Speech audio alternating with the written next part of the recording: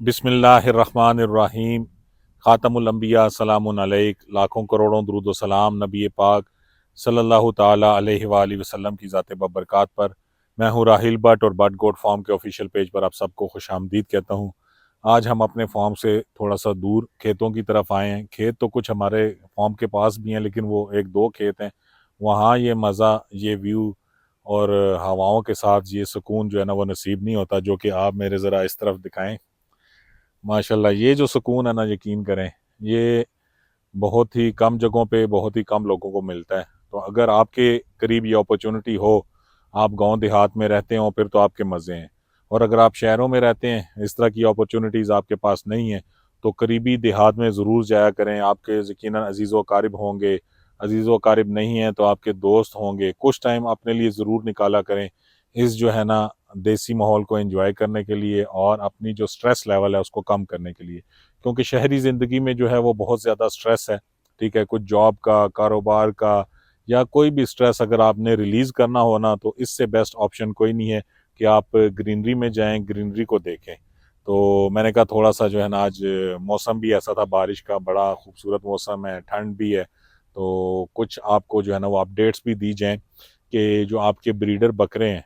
ठीक है, ये बड़ा एक क्वेश्चन है जो कल एक भाई ने मेरे से पूछा, मेरा जो व्हाट्सएप ग्रुप है उसमें। तो मैंने कहा यार, ये तो ज़बरदस्त टॉपिक है, तो हमें इस हवाले से बाकी भाइयों को भी गाइड करना चाहिए। क्वेश्चन उनका क्या था?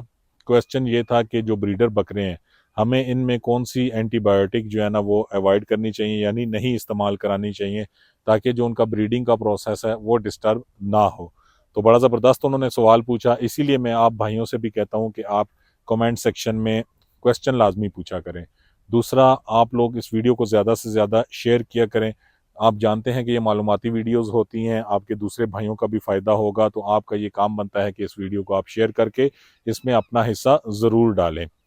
तो ब्रीडर बकरे जनाब जो आपने रखे हैं ब्रीडिंग पर्पज़ के लिए, उनमें सब एक्टिंग एंटीबायोटिक्स वो आपने अवॉइड करनी है। आपने देखा होगा कि अक्सर एल ए लिखा होता है, जैसे ऑक्सीटेट्रासाइक्लिन एल ए का मतलब होता है लॉन्ग एक्टिंग। ठीक है, तो जो 48 घंटे बाद, 72 घंटे बाद जिनकी डोज रिपीट होती है, तो ऐसी एंटीबायोटिक्स जो है वो ब्रीडर बकरों में अवॉइड करनी चाहिए, क्योंकि वो उनकी स्पर्म काउंट पे जो है वो असर डालती हैं। स्पर्म काउंट जो है वो कम हो सकती है।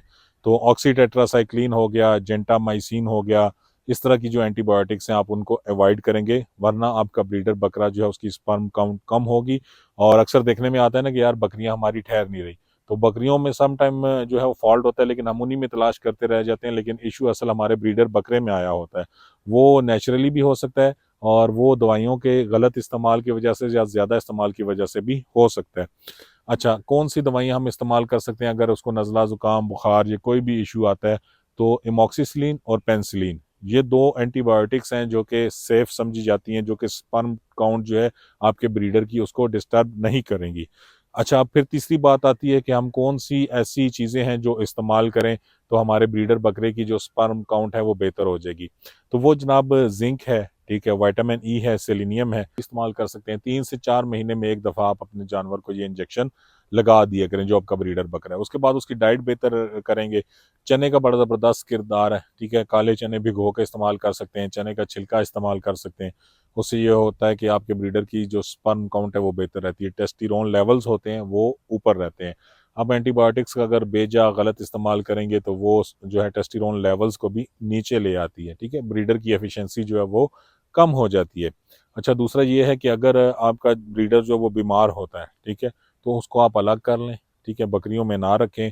और जो एंटीबायोटिक्स वगैरह आप इस्तेमाल कराते हैं उसके बाद भी तकरीबन 15-20 दिन, 1 महीने तक उसको आपने ब्रीडिंग पर्पज़ के लिए इस्तेमाल नहीं करना फिर। ठीक है, ताकि वो प्रॉपर तरीके से बहाल हो जाए। और उसको मिनरल मिक्सचर वगैरह प्रॉपर देते रहें, डाइट उसकी थोड़ी सी अच्छी रखें, तो इंशाल्लाह फिर ये है कि आपकी जो ब्रीडर की एफिशिएंसी है वो बेहतर रहेगी। तो ये एक बड़ा इम्पॉर्टेंट और बड़ा ज़बरदस्त टॉपिक था जी, जो मैंने कहा आप लोगों से डिस्कस करूं।